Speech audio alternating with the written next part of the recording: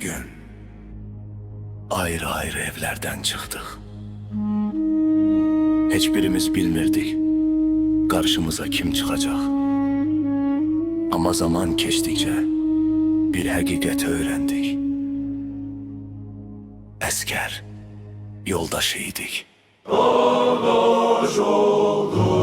Ayrı ayrı evden çıkmış idik. Bir sırada birleşti yollarımız. Evvel tanımırdık birbirimizi. Sonra kardeş oldu adlarımız. Bir çöreği böldük süfrede, eyni gecelerde kaldık keşide. Birbirimize dayak olduk, koruduk layıkınca vatani. Asker yoldaşlarım, can sirdaşlarım, bir ömre sığmayan hatirelerim. Eyni sırada geçti günlerimiz, siz oldunuz en doğma kardeşlerim.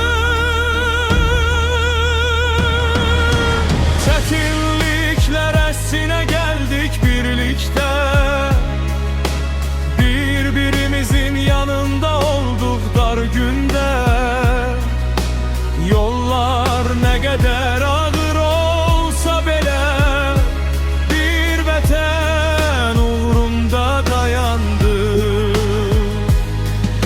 Seherler bir çağrışla uyanardık, geceleri keşikte tamamlayardık.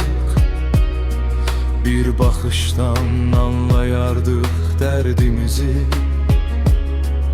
sözsüz bele bölüşerdi kalbimizi. Bazen gülüş dolardı günlerimize, bazen esret çökerdi gecemize. Her gün bize yeni bir hatire verdi. O günler ömürlük kaldı bizde. Yeni başlamış kardeşliğin sonu ayrılık imiş.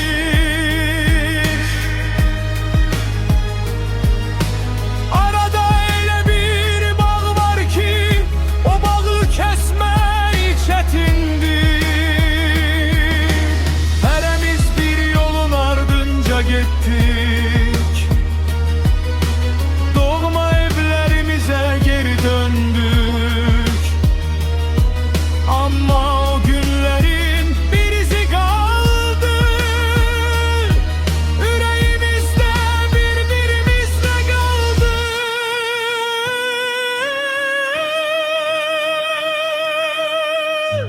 Terhis günü geldi, yollar ayrıldı.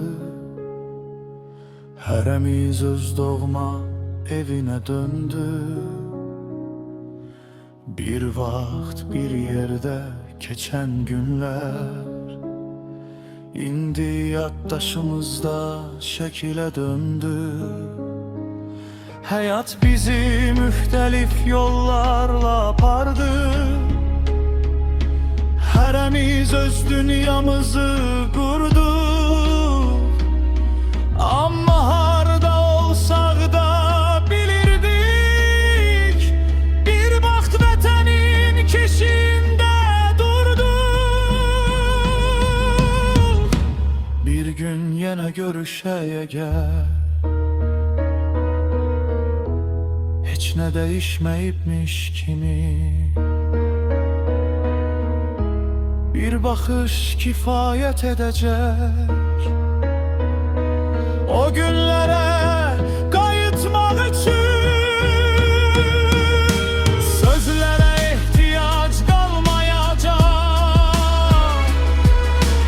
hatireler danışacak bizimle.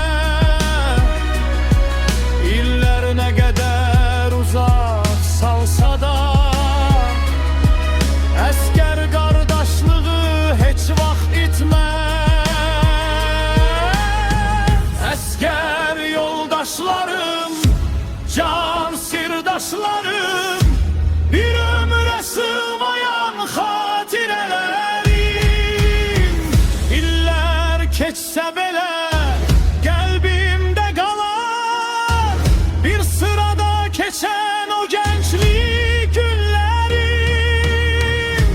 vətən uğrunda çin-çinə bir tarix yazdıq öz izimizlə.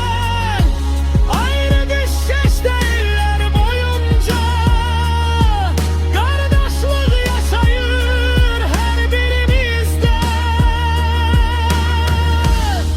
Bir gün yine görüşeceğiz Əskər yoldaşlarım, can sirdaşlarım.